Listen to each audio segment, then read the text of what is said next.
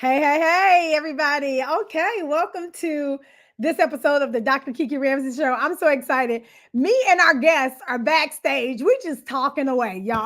Like the pre show is off the chain. So when I tell you we are going to get in it today, it is going to be amazing. We're going to be talking about harmony at home, the art of juggling love, marriage, and career. And I cannot wait for our guest to show up. She is a friend of the Dr. Kiki Ramsey Show right after this.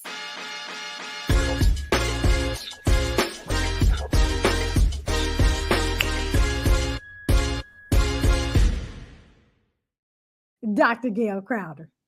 Hey, how are you? I love your little opening. I like it. Yes, I was getting a little fancy over here. fancy.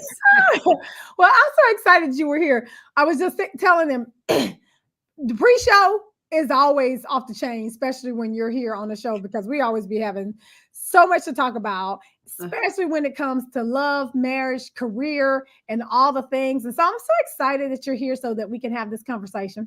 Thank you so much for having me. I'm super excited. I truly am. So you are a friend of the Dr. Kiki Ramsey Show, but I really want you to go ahead and introduce yourself for those who don't know you yet. Well, I am Dr. Gail Crowder. I am a relationship expert focusing in on marriage and amazing sex in the confines of marriage.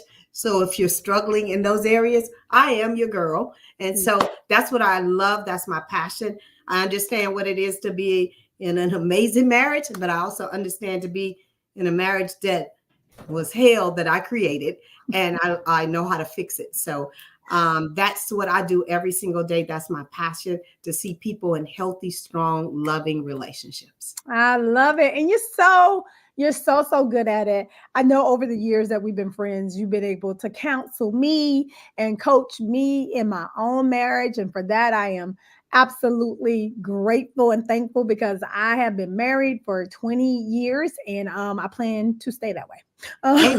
Amen. Gail and I've been at it, be 37 years in July. I've been married most of my life. I got married at 12. No, I'm just playing. Basically 37 years. Yeah, we'll be married 37 years in July. Oh my God. That is so phenomenal. I don't think a lot of people can say that, right? Like not in this day and time, but remember, we've been on the verge twice. Once because he left me because of my behavior.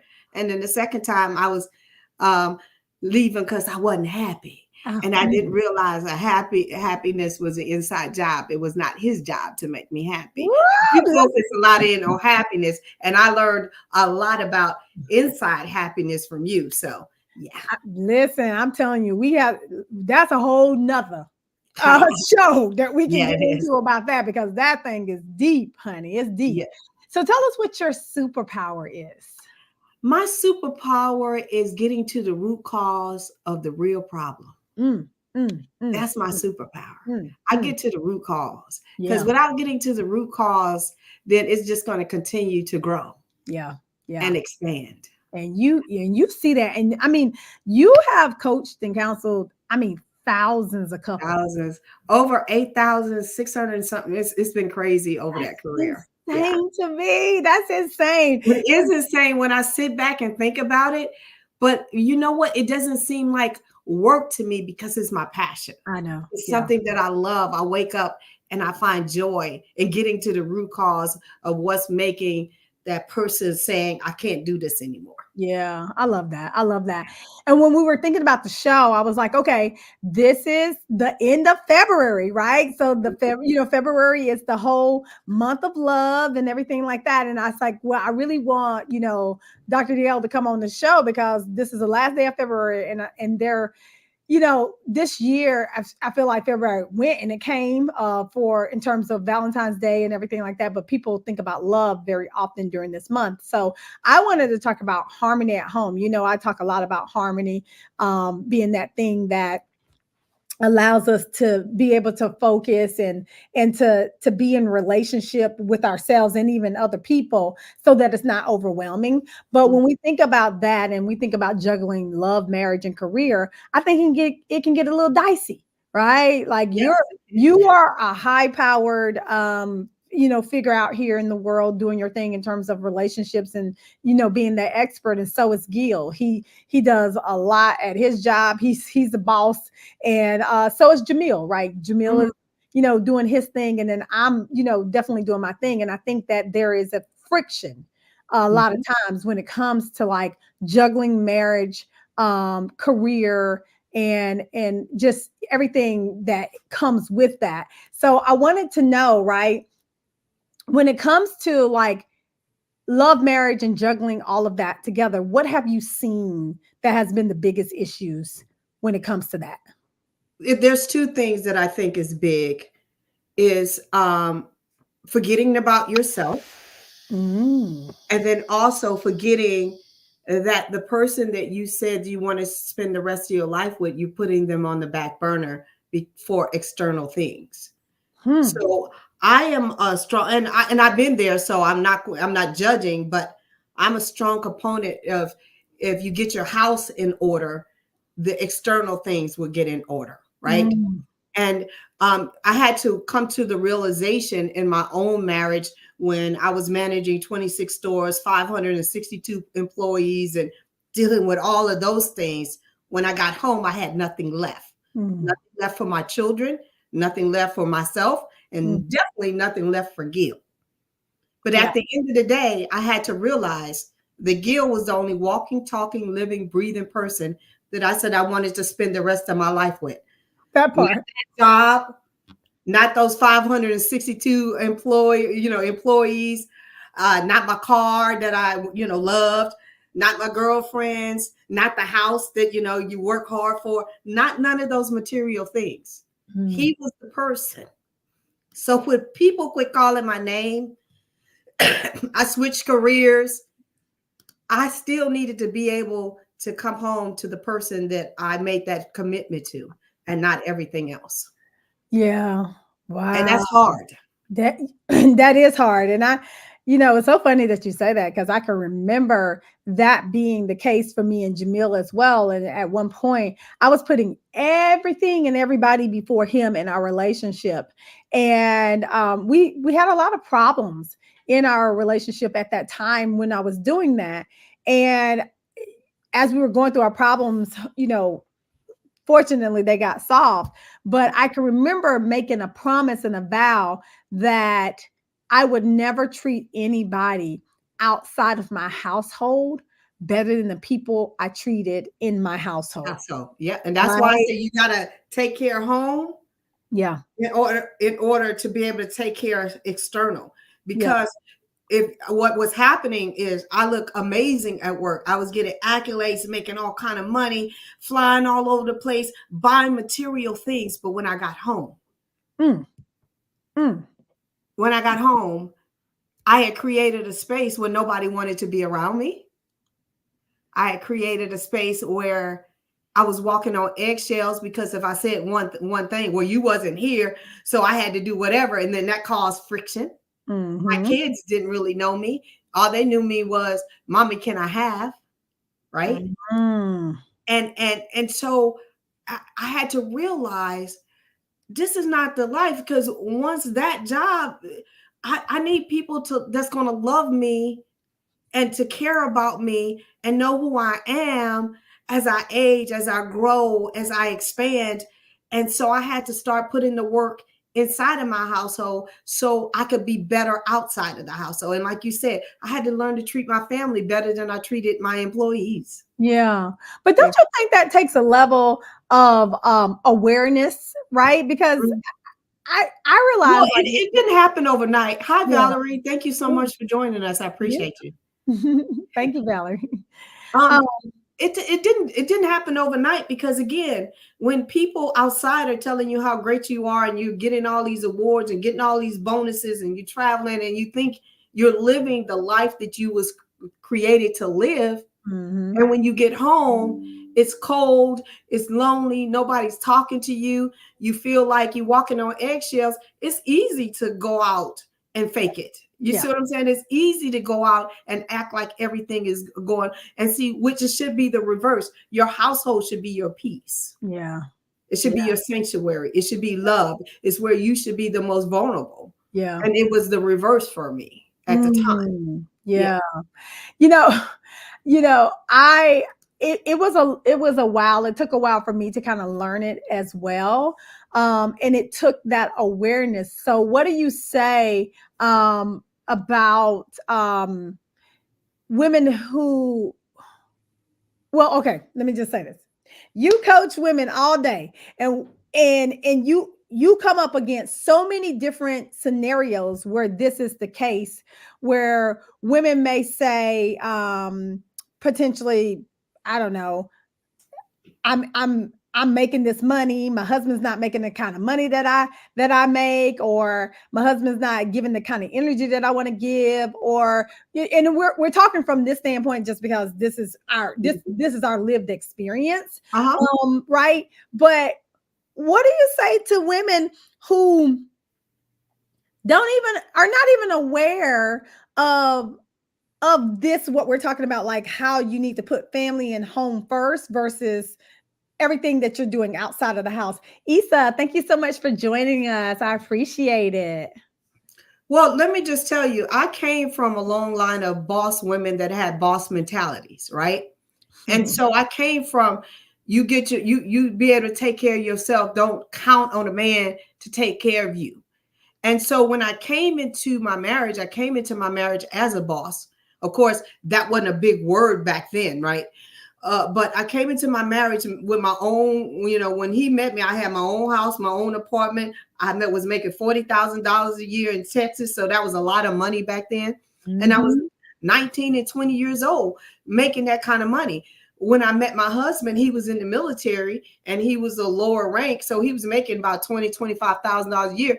And out of my mouth, I used to constantly say, I don't need you. I could take care of myself. You need to be doing this. You need to try to make rank because I'm not going to keep holding us down and all of this old crazy stuff. And when he would come up with a budget, because I was out of control spender, right? And when he would come up with a budget, he would be like, we need to do this, this, this, this. Of course, I'm going to go right because in my mind, you make less than me, so I'm the boss. Right. And you can't tell me what to do with my money. But let me just tell you this.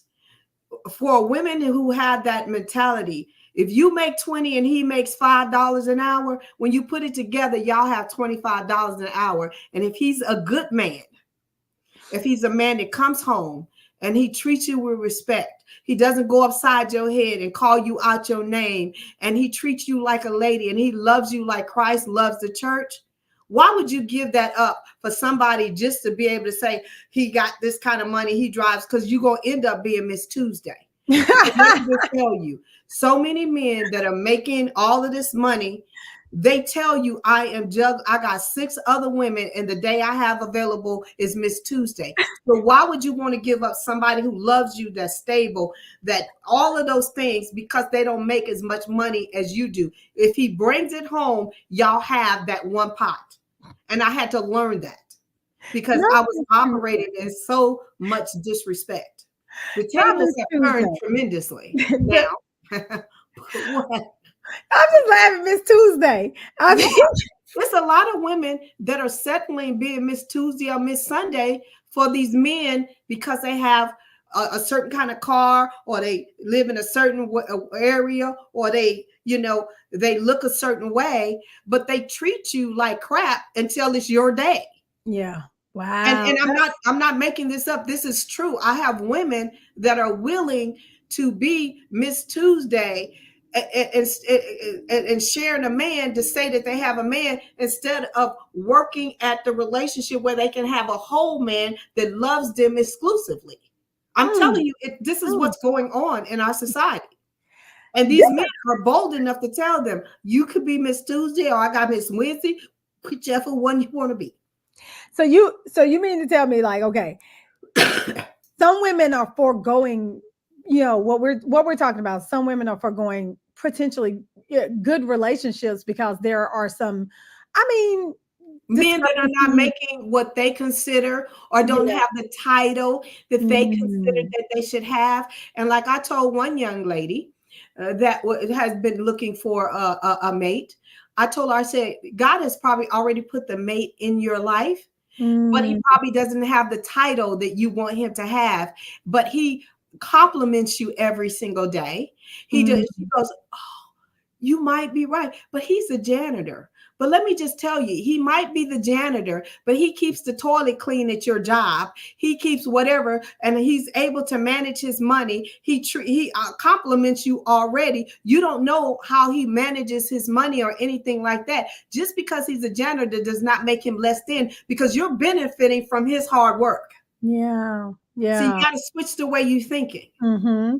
Yeah. I don't know what book it was I read, but there was an example, and it might have been like a financial book or something, but there was an example in the book where there was a janitor who died, a multimillionaire. I think he had like $8 million Yep, in the bank when he died, because he took his money, he invested his money, he never touched his money. yep. And when he died, of course, it had compounded and he had $8 million. And so I think that, we can't judge a book by its cover when it comes to that.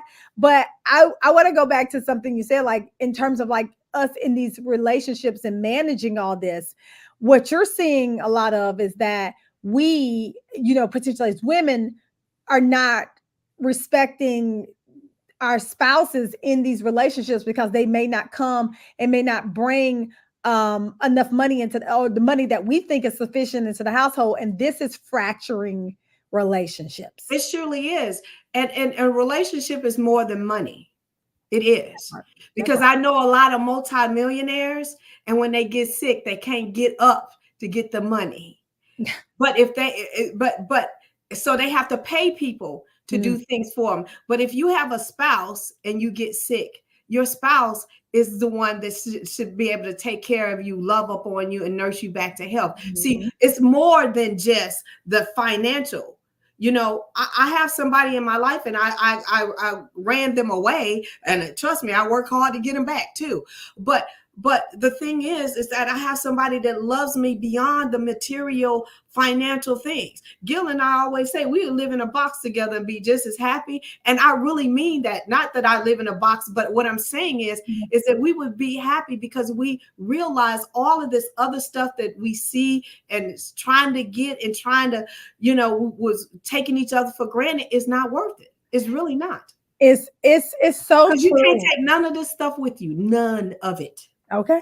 None of it. But I think that's why it's so important, like you said, for us to build those healthy relationships within it. But when we're talking about like balance and then juggling, careers and marriages, what about if both people have these really I don't know, strenuous or impactful careers? Stressful. Stress. Listen, stressful. Stressful. Well, Stressful. How what do you what balance that? what you have to make a decision. And I'm not saying you have to make a decision and quit your jobs and stuff like that. But everything in life has to have some kind of balance. Everything in life has some kind of schedule. We schedule every area of our life. And if your relationship, your commitment is most important to you, you're going to have to set some healthy boundaries with your job, with your Mhm. coworkers, with your friends, with everybody, and say, listen, this is the person that I said I want to spend the rest of my life with. So I have to set some boundaries. No, I can't meet you for lunch. No, I can't go out because I'm trying to get off early in order to go have dinner with my spouse. Mm, However that looks for you, but it's all about healthy communication. yeah. You have to communicate with your spouse and say, I understand you working hard. You understand I'm working hard, but you're important to me. So we need to schedule quality time with each other in Mm, order for us to matter to each other. yeah, Because again, we set boundaries in every other area of our life. we do. We do. So We we do. need to start setting those that benefit us. Yeah. Because again, when those people quit calling your name, you want to know that person you said you want to spend the rest of your life with. And so for me, I had to switch jobs. Oh. I Okay. decided that I wanted to switch jobs where I didn't work the weekends, where I worked from 9 to 5. Mm, Did I take a pay cut? Absolutely. But I prepared for that pay cut because my family and my children knowing who I was and not just knowing me as somebody that they can ask for whatever because I had the money, right? yeah. Is more important to me than and my husband was more important to me than those accolades. So Mm, I went from being in retail and, like I said, managing all those stores to a 9 to 5 job where I can come home and cook and be with my family and be off on the weekends and have a normal life. yeah. Did I Wow. just up and do that? No. Did I have a conversation with my husband and say, this is how I'm looking to transition? Because I realize that you guys have been put on the back burner for the last 10 years and I don't want to do this anymore. And, Mm, and he was on board because, again, he married me. He didn't marry all the stuff. yeah. Yeah. But I want to ask the question for the people who are in a relationship where their spouse, the partner, does not see eye to eye when it comes to lessening the work, right?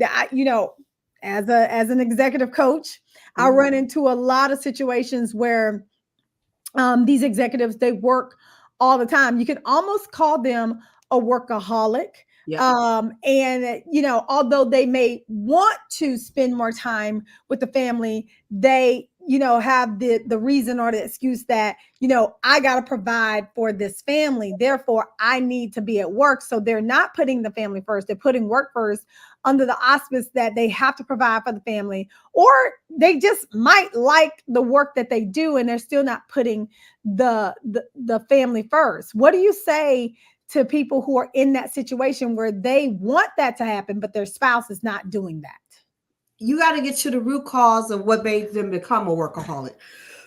Is it the material things? Because if you was a wife that was sitting at home and saying, I want to drive this kind of car, I want to live at this kind of whatever. So you have to take partial credit of why you put that pressure on your spouse in order to achieve those material things. Mm, So if you set the standard and they're trying to meet those needs, because a lot of times people become workaholics because the mhm, spouse is saying, I need, I want, I desire, and they're trying to mhm, do those things. So if that has happened, you have to get to the root cause and take credit for that and say, you know what I'm willing to give up, or what I'm willing to do is step up to the plate in order mhm. for us to maintain this. I'm going to get a part-time job in order for you to work less, in order for us to meet somewhere in the middle. See, you have to remember, I told you, I like to get to the root cause of what it is. Because a Yeah. lot of times it's easy to point the finger and say, you became a workaholic, you don't want to, whatever. Or is it they became a workaholic because when they get home, it's chaos and craziness. So it's easier to Mm, stay away because by the time they stay away, when they get home, everybody sleeps so they can get some peace. So is your house chaotic and hell, is it hell to come home? So there's a mm. lot of reasons why people become workaholics. It's not all about just, I just got to do this. In some cases it is, but Okay. you got to get to the root cause of why they have created that. And again, I've been on both sides. I Mm, have been where I was a workaholic, or maybe Gil became the workaholic because I wanted this certain lifestyle, right? And then when I got it, it's like, you ain't never home. And then when he would come home, I would be so out of control with my behavior. You didn't do this. And so he's like, I'd rather stay gone than to be home with you.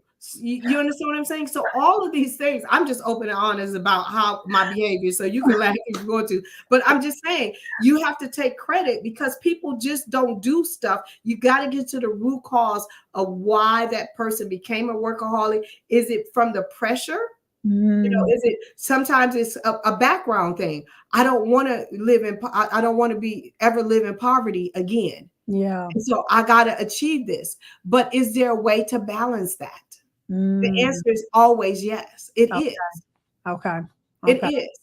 Okay. It's interesting because I truly agree with you, and I'm laughing because your behavior is not any different from my own behavior, at times in my own relationship, right? And I'm sure the behavior of many of the people who you coach and counsel as well.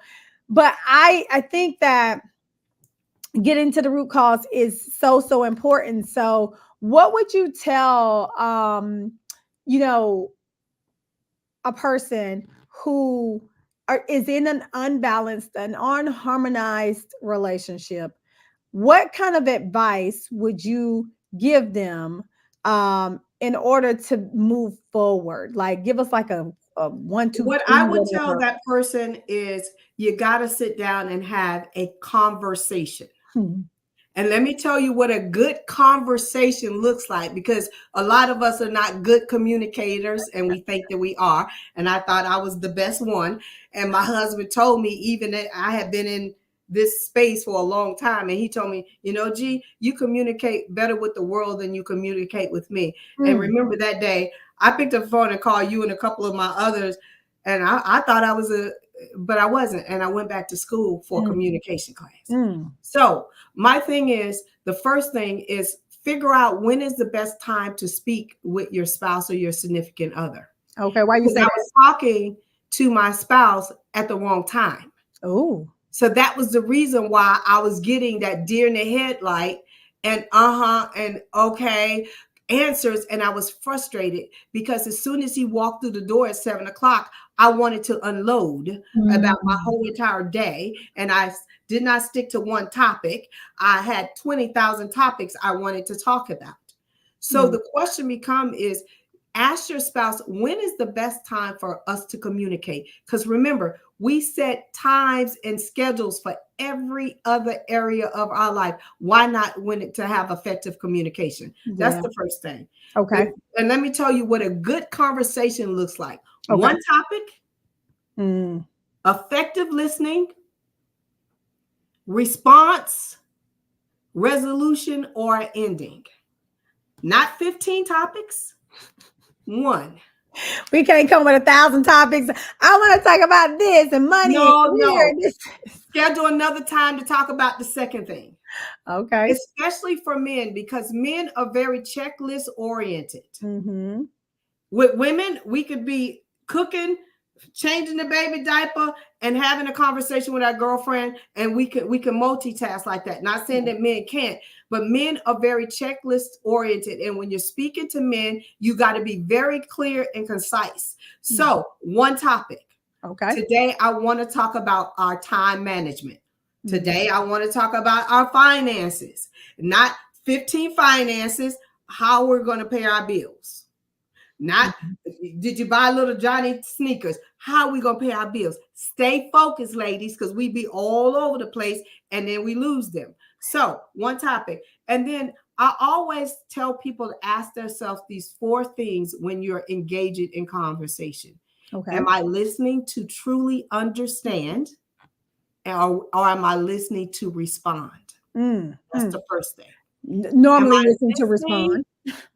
to understand, or am I listening to respond? It's a difference. And Mm-hmm. the mind automatically is built to listen to respond and Right. not to listen. So Yeah. that's the first thing. And the second thing is what I'm about to say, do I have to say it right now? Because a Mm. lot of times when we're in disagreement, we say things out of our mouths and we don't have to say them right then because it makes it escalate even worse. Hmm. So do I have to say what I'm about to say right now? Or can I hold it and say, when we were talking about the bills, you said something that hurt my feelings, right? Because that's a different conversation, Yeah. right? The third thing is what I'm about to say out of my mouth, am I going to have to apologize for later? Ooh, we supposed to think about all this in the moment. I'm telling you, yes, because a lot of times, if you have more than one topic, you're not listening, you don't get a chance to respond, there's no resolution, no ending, it's a wrap. Mm, mm, mm, mm. So if you go into this, I'm going to listen to understand and not respond, and I'm not going to allow my emotions to take over, and I'm not going to say something out of my mouth that I don't have to say right now. Yeah. And I'm not going to say something and blurt something out of my mouth that hits below the belt that I know is going to cause a problem. So I have to apologize for it later. Because yes, can you apologize? Can they forgive you? But those words you can never take back. I know. And they hurt. And they do. Yeah. Yeah. And then the last thing to a good conversation is what I'm about to say out of my mouth, what I want said to me. Ooh, that cardinal rule, treat people how you want to be treated. There you go. Say stuff that is going to lift and edify and not tear down. Yeah. Wow. No, this is good. This is good because I think that if I had these steps and just could have thought about them in the way that you are saying, it would have caused me a lot less stress, headache, and pain in the relationship and stuff like that. So thank you for that. I know we're almost out of time, but I did want to ask, right? Like, I really want to know where, when it comes to like managing that self-care and, not, well, not, well, so I was going to ask about like nurturing like intimacy in relationships. Like, where does that, because this your topic, right? Well, intimacy and everything like that. How do you balance, being intimate and having those moments of time together with your spouse when both of you might be super busy? Let me just tell you again, it's all about time management and how important that person is to you. Because again, we schedule every single area of our life. And so what I tell couples to do, if you're super busy, what I want you to do is I want you to sit down together and for 7 days, write everything that you guys do in 7 days. How many times you watching TV, how long you on the phone gossiping, how long you at the golf course, all of those things. And then I want you to look at your schedule and say, what can I take off my plate that is unnecessary? Where am I wasting time? And what can I delegate to someone else? And then pick the 2 lightest days of the week and you schedule intimacy, you schedule sex, you schedule quality time. Start with just 2 days and make it an appointment where you're uninterrupted. There's no television, no children, no cell phone, no nothing. Because again, at the end of the day, when all of this goes away, you want to still know your spouse, the person you said you want to spend the rest of your life with. Yes. And I had to do that. People go, well, that's not spontaneous. Well, you're not doing it anyway, so you might as well schedule it till it becomes spontaneous. Right. And I mean, it's always too, I always think, because I used to say that myself, but I always thought about it like that's a fantasy. This whole spontaneous stuff, I feel like is a fantasy. It's a fantasy, and it doesn't always work, especially when you're dealing with 2 busy people. So at the end of the day, schedule quality time, uninterrupted quality time. And it doesn't have to be a long period of time. It could say, you know what, we're going to give us each other 45 minutes where we don't have no cell phone or whatever. We can watch a quick little movie. We can talk. We can eat dinner together after we get the kids. Whatever you want to do, schedule that time. Because again, you schedule your hair, your nails. He scheduled his time at the barbershop. You schedule every other area of your life. Why not schedule that time? Yeah, I love that. Thank you so much. So give us some last parting words that you would, just share about the art of juggling love, marriage, and the first thing is that you can never continue to pour from an empty cup. So you're going to have to find time to fill your cup, whether that's meditation, whether that's being in a still place, whatever that looks like for you. You have to fill your cup, because eventually, if you don't fill your cup and you keep pouring from an empty cup, the body is wisely made and it will shut down. I've been there. Me too. I have been there. Right? And so when you get to a space where you keep getting sick and keep getting colds and keep all of this, that's the body saying, I've had enough. Yeah. And Yeah. so you have to find that space. So for me, my space is at 4 o'clock in the morning where I pray and I intercede, I meditate, and I fill my cup again because I'm constantly pouring out. Yeah. And Yeah. and listen to your body. Yeah. Your Yeah. body is talking to you all the time. It So is. that's the first thing. Don't forget to take care of you. Yeah. Because if you can't take care of you, you can't take care of everybody else. You can't take care of the job. You can't take care of your kid. You can't take care of nobody. So take care of you first. And then the second thing is, how important is your marriage or your relationships Hmm. that live inside of your house? Yeah. Because that should be a priority. Yeah. So Mm. stop operating out of order. Get Yeah. that house in order so you can be the best you inside of there and outside of there. Thank you for that. That's a word. That is a word. Oh my God, friend. Thank you so much, of course, Thank for you so always much for coming having on me. the show and just putting it down and giving us the truth that we might not want, but that we need. So tell everybody what's going on with you. You have some ridiculously exciting things that's going on. I have Um, a lot of stuff going on, but what's going on for me in March the 10th, I'm starting a 7-day intimacy challenge. And yeah. it's going to run from March 10th to the 16th. So if you're struggling with intimacy, and let me just tell you, intimacy has nothing to do with sex. Intimacy has all about being able to be vulnerable and open with your partner. So we're going to talk about that. Can intimacy lead to amazing sex? Absolutely. So we're going to talk about that as well. Okay. All So right. if you visit my website, gailcrowder.com, you can look at all the stuff that I have going on, and stuff is being continuously added all the time. But that is my next challenge. I love it. And if y'all have not gotten into one of her challenges, they are extremely popular.